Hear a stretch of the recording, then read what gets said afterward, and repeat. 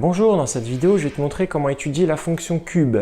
Alors, je t'ai écrit sur le tableau derrière moi l'écriture symbolique de cette fonction. On l'a définie par f de x est égal à x puissance 3. Ça se lit x au cube. Nous allons étudier cette fonction sur l'intervalle qui va de moins 5 jusqu'à 5. Dans un premier temps, nous allons devoir compléter le tableau de valeurs qui va de moins 5 jusqu'à 5 en passant par l'abscisse 0.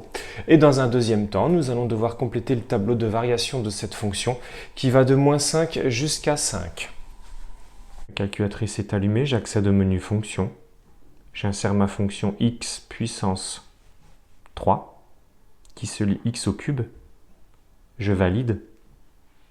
Je vais ensuite afficher les valeurs.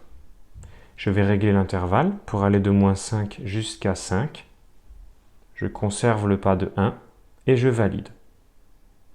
L'image de moins 5 est moins 125. L'image de moins 2, on voit que c'est moins 8. L'image de moins 1, c'est moins 1. L'image de 0, c'est 0. L'image de 1 est 1. L'image de 2 est 8. Et enfin, je lis que l'image de 5 est 125. Je vais ensuite tracer le graphique. J'observe que ma fonction est strictement croissante de l'intervalle qui va de moins 5 jusqu'à 5. Il y a un point d'inflexion à l'origine du repère. Voilà, nous venons de tracer cette fonction cube sur notre calculatrice NumWorks. Je t'ai également complété les différentes images obtenues dans notre tableau de valeurs en vert.